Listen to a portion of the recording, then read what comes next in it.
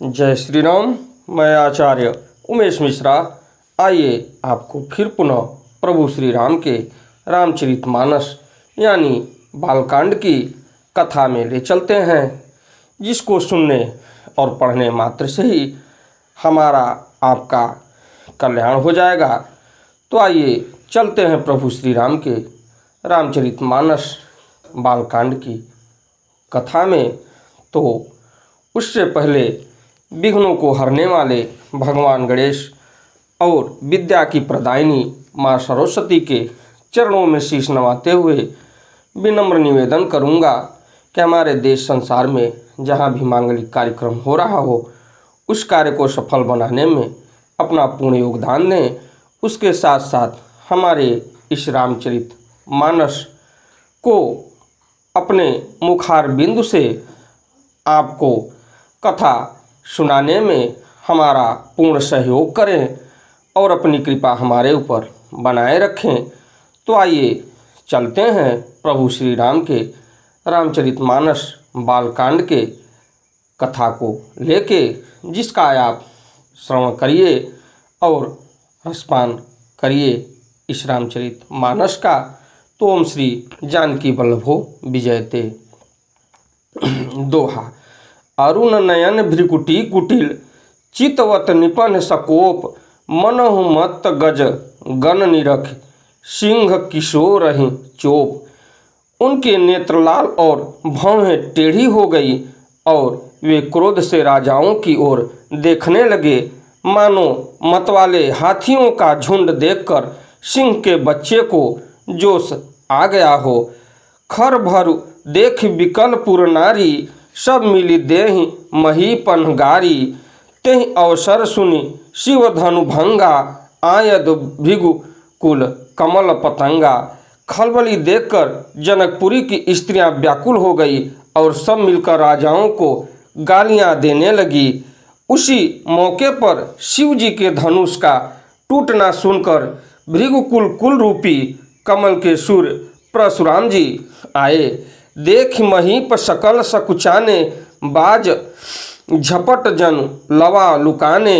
गौरी शरीर भूति भल भ्राजा भाल विशाल त्रिपुंड विराजा। इन्हें देखकर सब राजा सकुचा गए, मानो बाज के झपटने पर बटेर लुक छिप गए हों। गोरे शरीर पर विभूति भस्म बड़ी फब रही है और विशाल ललाट पर त्रिपुंड विशेष शोभा दे रहा है। शीश जटा शशि बदन सुहावा ऋष बस कछुक अरुण होई आवा। भ्रिकुट कुटिल नयन ऋषिराते सहजहु चितवत मनहु रिसाते। सिर पर जटा है सुंदर मुख चंद्र क्रोध के कारण कुछ लाल हो आया है। भौहें टेढ़ी और आँखें क्रोध से लाल हैं। सहज ही देखते हैं तो भी ऐसा जान पड़ता है कि मानो क्रोध कर रहे हैं। वृषभ कंध उर बाहु विशाला चारु जनेऊ माल मृग छाला। कट मुनि बसन तून दुई बांधे धनुसर कर कुठार कल कांधे। बैल के समान ऊंचे और पुष्ट कंधे हैं, छाती और भुजाएं विशाल हैं। सुंदर यज्ञोपवीत धारण किए, माला पहने और मृग चर्म लिए हैं। कमर में मुनियों का वस्त्र कल्प कल और दो तरकस बांधे हैं। हाथों में धनुष बाण और सुंदर कंधे पर फरसा धारण किए हैं।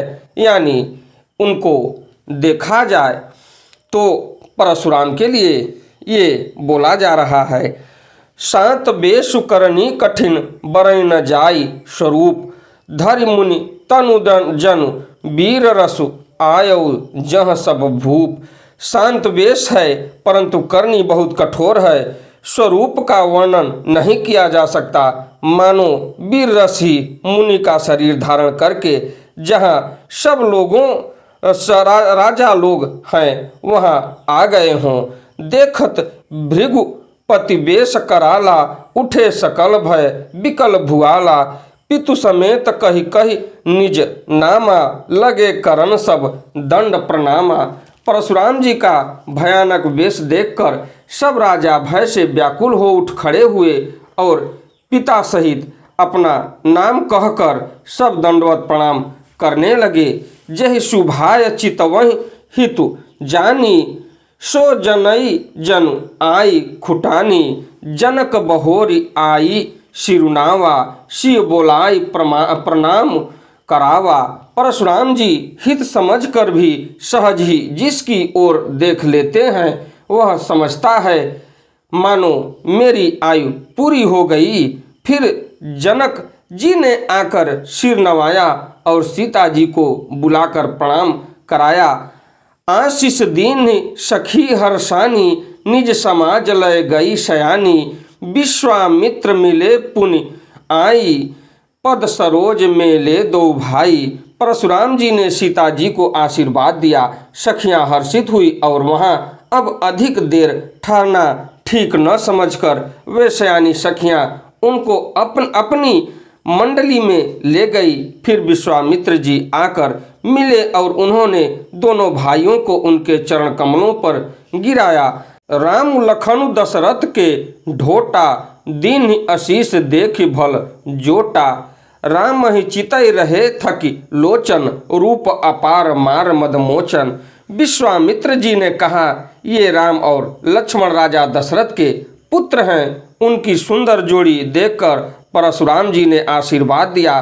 कामदेव के भी मद को छुड़ाने वाले श्री रामचंद्र जी के अपार रूप को देखकर उनके नेत्र थकित स्तंभित हो रहे।